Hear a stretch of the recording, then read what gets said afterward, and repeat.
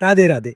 सूर्यपुत्र कर्ण महाभारत का एक ऐसा कैरेक्टर जिसके बारे में मैंने जब भी पढ़ा या सुना, मुझे हमेशा लगा कि क्यों भगवान श्री कृष्ण ने अर्जुन की सहायता की कर्ण का वध करने में। एंड आई एम श्योर ये सवाल आपके मन में भी होगा। तो क्या है इसका जवाब? Let me give you the story. वो सभा तो आप सभी को याद होगी, जहाँ पर भगवान श्री कृष्ण शांति दूत बनकर जाते हैं और दुर्योधन से 5 गांव मांगता है, पर दुर्योधन मना कर देता है। उस सभा के बाद क्या होता है? उस सभा के बाद वहां आते हैं भगवान श्री परशुराम और अपने 3 शिष्यों के सामने गुरु द्रोण, कर्ण और पितामह भीष्म वो अर्जुन और भगवान श्री कृष्ण की प्रशंसा करता है और कहते हैं कि जिन 2 योद्धाओं को तुम साधारण मानव समझकर उनके साथ युद्ध लड़ने जा रहे हो, वो कोई साधारण मानव नहीं है और वो तुम सबकी मृत्यु का कारण बनेंगे। जब उनसे पूछा जाता है कि वो ऐसा क्यों कह रहे हैं, तब वो उनके पिछले जन्म की कहानी बताते हैं जो त्रेता युग से जुड़ी है। त्रेता युग में दंभोदर नामक एक राक्षस था जिसे सूर्यदेव से 1000 कवच वरदान स्वरूप प्राप्त हुए थे। उसी राक्षस का वध करने के लिए भगवान विष्णु ने नर और नारायण का रूप लिया था, जिसमें नर आत्मा है और नारायण परमात्मा, जो इन दोनों के बीच का पावरफुल कनेक्शन दिखाता है।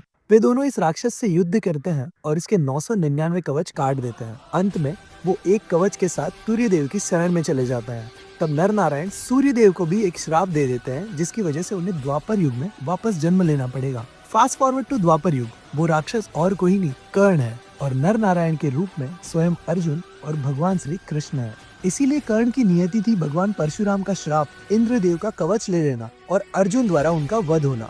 इसके अलावा महाभारत से जुड़ी और भी कहानियां जानना चाहते हो तो फॉलो कर लो, और अगर कोई सवाल है तो नीचे कमेंट में पूछो। जय श्री कृष्णा।